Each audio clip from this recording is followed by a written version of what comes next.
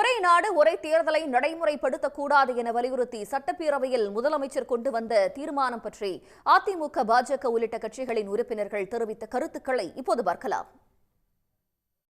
நாங்கள் எழுதி கொடுத்த கோரிக்கையை அந்த கோரிக்கையை நிறைவேற்றுமானால் இதற்கு எங்களுடைய ஆதரவு கண்டிப்பாக அந்த கோரிக்கையை வெளிவந்து சாதக பாதங்களை கவனிக்கும் பொழுது கண்டிப்பாக ஒரே நாடு ஒரே தேசம் என்பதை ஆதரவை தெரிவிப்போம் என்பதை தெரிவித்துக் கொண்டு விடு. ஒரே நாடு ஒரே தேர்தல் என்பது எதற்காக நாம் இப்போது அது அவசியமாக நம்முடைய கருத்துக்களை பகிர்ந்து கொள்ள வேண்டி இருக்கிறது அப்படின்னு கேட்டா, இதுல குடியரசுத் தலைவர் ஆட்சி வந்தா எப்படி இருக்கும், பெரும்பான்மை போயிடுச்சு எப்படி இருக்கும், கரெக்ட். இதெல்லாம் சவால்கள்.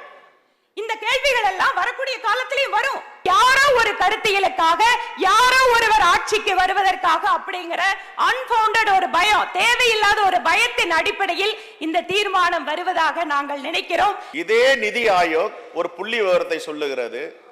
ஒரு ஆண்டும் ஒன்றிய அரசின் நிதிநிலை அறிக்கையில தேர்தல் செலவு என்பது -0.02%, 0.02%.